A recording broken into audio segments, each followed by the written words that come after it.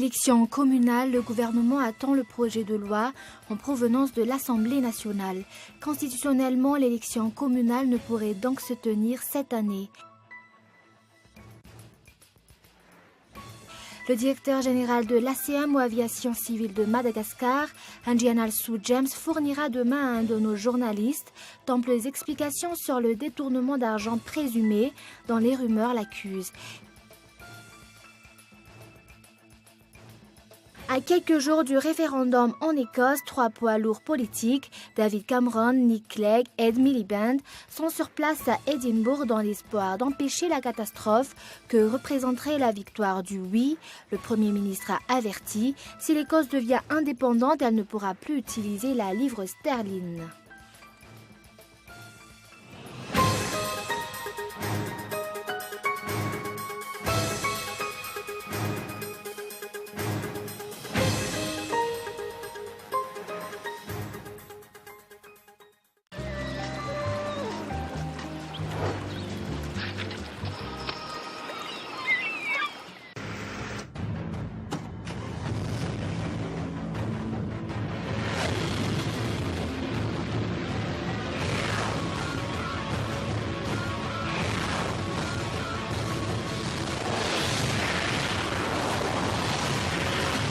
Avec Premium by Jovena, roulez plus, dépensez moins. Puissance, fiabilité, confort, économie.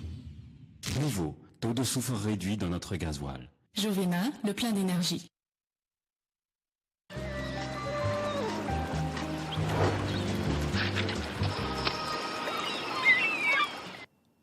Bonsoir, nouvelle édition sur Cool TV. Bienvenue à tous et à tous. La HCC a affirmé ce jour que la loi numéro 2014-020 relative aux ressources des collectivités territoriales décentralisées, aux modalités d'élection ainsi qu'à l'organisation, au fonctionnement et aux attributions de leurs organes est conforme à la Constitution. Donc, elle est applicable à Madagascar. L'Assemblée nationale a adopté cette loi en sa séance en date du 20 août 2014. Après la signature de cette loi par le président de la République, les préparations des élections concernant les collectivités territoriales décentralisées peuvent débuter. Et toujours dans cette page politique, élection communale, le gouvernement attend le projet de loi en provenance de l'Assemblée nationale. Il disposera ensuite de 1 mois pour proposer des amendements, ce qui tombe à pic dans le mois de novembre, début de la période de pluie. Constitutionnellement, l'élection communale ne pourrait donc se tenir cette année. Reportage. Le gouvernement a-t-il peur d'annoncer officiellement que l'élection communale n'est plus possible pour cette année? D'après la demande des parlementaires, il y aura un amendement sur le projet de loi portant sur les collectivités territoriales décentralisées, dernièrement voté au niveau de l'Assemblée nationale. Actuellement, 300 bourgades ou gros villages et autres quartiers, chiffres non officiels, veulent devenir des communes à part entière. Le gouvernement semble passer la balle au Parlement. La Haute Cour constitutionnelle a stipulé ce jour que le projet de loi sur la décentralisation récemment voté est conforme à la Constitution. Il est probable que le parti de la présidence ait profité de ces demandes pour rectifier l'ordonnance sur le nombre des collectivités territoriales décentralisées. Rien n'étant encore prêt pour l'élection communale, ils ont accepté l'amendement. Dans ce cas, l'élection communale ne sera pas pour cette année. De l'autre côté, la CENIT a besoin du nombre exact des communes pour les préparatifs. Demain, la CENIT ainsi que la PACEM vont se réunir pour évaluer les possibilités de tenir les communales cette année. Selon les observateurs, il est hautement probable que les communales ne pourraient se tenir que vers le mois d'avril 2015. Le directeur général de l'ACM ou Aviation Civile de Madagascar, Anjianalsou James, fournira demain à un de nos journalistes d'amples explications sur le détournement d'argent présumé dont les rumeurs l'accusent. Une société française dont il est un des administrateurs aurait reçu de James Anjianalsou pendant 3 ans une énorme somme d'argent pour sortir Air Madagascar de la liste B. Nyandro Anjianalsou. L'ancien directeur général de l'ACM, James Anjian-Alsou, fournira des explications sur les problèmes d'Air Madagascar dont il est présumé responsable. Plus de 2 milliards d'arias auraient été payés par la compagnie Air Madagascar à la société Aero Safety and Environment Consulting depuis l'année 2011. Cette société ne sera que fictive avec Air Madagascar comme seul client et James Anjian-Alsou, le directeur général de l'ACM, constitue le seul membre du personnel affaire à suivre. Des chercheurs de l'université d'Oxford classent Madagascar dans la liste des 22 pays vulnérables à l'expansion de la fièvre hémorragique Ebola, selon le journal de l'île de la Réunion. Le virus Ebola se transmet à l'homme à partir des animaux, les chauves-souris notamment, et se propage ensuite par le contact avec les humeurs, la sueur et autres sécrétions humaines. Des réactions du ministère de la Santé sont attendues. Un reportage. Le nombre des pays susceptibles d'être touchés par la fièvre Ebola ne cesse d'augmenter. D'après les chercheurs britanniques de l'université d'Oxford, 22 millions de personnes sont menacées dans toute l'Afrique. Selon la même source, la cause est surtout d'ordre environnemental. Figurent parmi les facteurs d'expansion la température, la faune et flore, dont notamment les chauves-souris. Les recherches ont été menées au Congo, au Gabon, en Côte d'Ivoire, au Soudan du Sud et en Ouganda. Les résultats avancent que 15 autres pays, dont Madagascar, présentent les mêmes facteurs de risque. Le virus Ebola se transmet à l'homme à partir des animaux sauvages et se propage ensuite dans les populations par le contact direct avec le sang, les liquides biologiques ou les tissus des sujets et animaux infectés. Le 5 septembre dernier, l'OMS ou Organisation mondiale de la santé a évoqué un total de 2000 victimes. Selon les chercheurs d'Oxford, la lutte devrait être fixée sur les chauves-souris dans les 22 pays. Et la situation entre les enseignants FRAM et les Moreg s'envenime. Les grévistes ont été arrêtés par un barrage des forces de l'ordre depuis Mahamasn, si leur but était de faire une grande marche vers l'Assemblée nationale.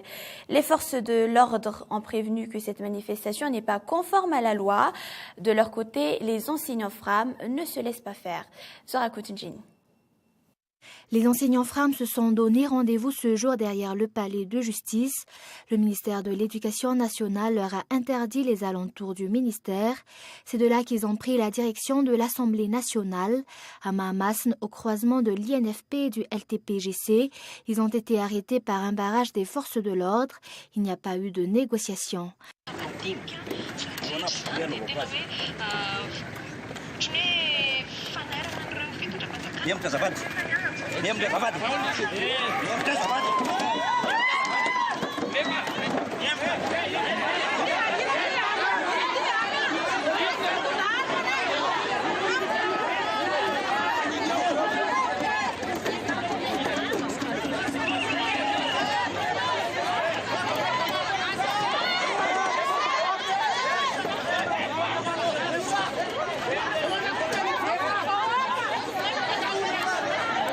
Après une heure d'attente, la marche des enseignants FRAM s'est alors achevée là. Le représentant affirme que la grève se poursuivra. Les Moreg n'ont eu aucune hésitation à utiliser la force, mais sans grenades lacrymogènes. 2 camions et 7 voitures 4x4 n'ont cessé de faire la ronde à Mahamasn et près du ministère de l'Éducation nationale. Les enseignants FRAM comptent revenir à Tsimazaz demain. La question se pose, qui les recevront ? 25 artistes feront honneur à la 11e édition du festival Angaredun. Les noms des Rakutrala, André, Mimine et Fount seront les têtes d'affiche d'un événement dont le but est de faire connaître la musique malgache à travers le monde. Pour cette édition, les organisateurs traditionnels ont laissé la place et juste à titre de rappel, les 10 précédentes éditions ont été prises en charge par l'association Amis de Radzir. Cette 11e édition sera par contre épaulée par l'ADCM ou Association des médiateurs culturels. Les groupes Rakutrala, André et Taliké ouvriront le festival le 15 septembre à partir de 19h à l'IFM ou Institut français de Madagascar à Nalakel. Et 5 artistes, notamment Funtsi Mikea, Dam, Leg et Madafeo, clôtureront l'événement le 20 septembre à partir de 14h. Et voilà, on passe aux actualités internationales. À moins de 2 semaines du référendum sur l'indépendance de l'Écosse, le Royaume-Uni a de quoi sérieusement s'inquiéter. L'indépendance de l'Écosse aura des incidences sur l'économie, la vie politique et la force militaire du Royaume britannique. Si le oui l'emporte, l'indépendance sera prononcée le 24 mars 2016. Londres est donc passé à l'offensive. Le Premier ministre a averti que si l'Écosse choisit l'indépendance, elle ne pourra plus utiliser la livre sterling. C'est un reportage de France 24. Dès hier, David Cameron y avait mis tout son cœur en voulant faire installer le drapeau écossais sur sa résidence de Premier ministre. Et hélas, coup du sort, l'accrochage fut aussi difficile que les derniers sondages. Pris de court par la montée du oui à l'indépendance, le chef du gouvernement se rend aujourd'hui en Écosse pour tenter de sauver l'Union. Je veux faire tout ce que je peux pour convaincre les Écossais, mais à la fin, ce sera à eux de décider. Mais je veux qu'ils sachent que tout le peuple britannique souhaite qu'ils restent avec nous. Fait rare, dans une union sacrée, les deux autres responsables des grands partis, Nick Clegg pour les libéraux et Ed Miliband pour la gauche travailliste, viennent prêter main forte pour éviter le divorce. Si ces visites de dernière minute peuvent réconforter quelques électeurs écossais, oui, c'est bien de montrer que le Royaume-Uni est un pays soudé. D'autres sont énervés par cet élan d'amour soudain. La venue de Cameron, c'est sans doute une mauvaise idée. Ça ne va pas servir le camp du non, ça va plutôt aider les indépendantistes. Oui, et puis ça arrive trop tard. En fait, ils sont en train de paniquer. Et pour nous, dans le camp du oui, je pense qu'il faut qu'on continue sans se laisser impressionner.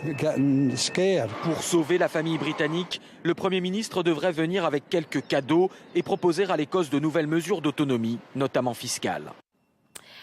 Les Américains sont focalisés sur les menaces extérieures et semblent indifférents à la politique intérieure.